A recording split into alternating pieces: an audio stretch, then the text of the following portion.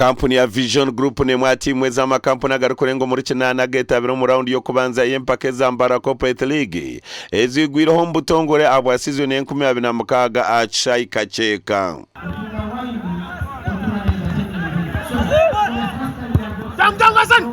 Hasan watusa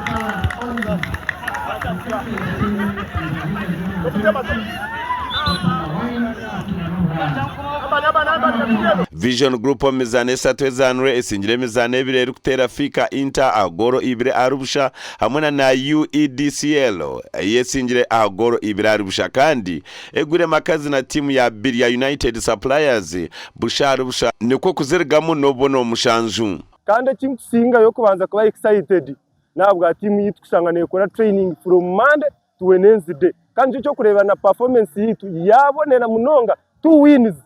2 first wins za season yo kubanza first outing ekine cyafayo omezane zanwe ndizo Centenary Bank esingire Milex interior na artistic design za Agoro munana arubusha ahandi Biria United esingire UEDCL Agoro ibira arubusha kibazo yatera agipuisha twarubusha Shema Legend ya Singapore Portog emarubusha ka Nairo Breweries na chapa obizi bagure kikazi Goro emwari yemwe webare gerigira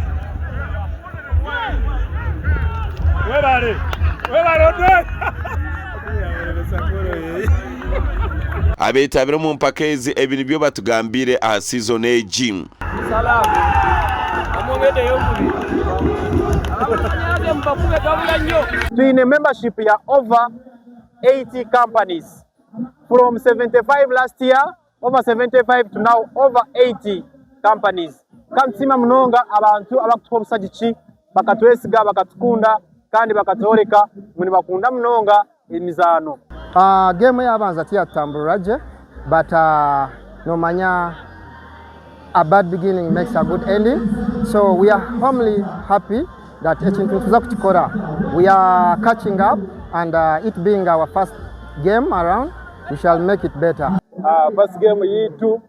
twa team Kibazo ya tutera ishatemwe but team yebonire nobe twagezaho munonga konka duhamya games zirakurate za kwantwiza namani mingi za kwantusinga season eno tutandise bulungi nnyo season eno wede twatandika twamaliza si bulungi nnyo twamaliza mu kyakubiri ne season eno tugezeza okubeera nga tutereza ensobi twakola mu season ewedde okulaba nti at least season tutandika bulungi eno season eno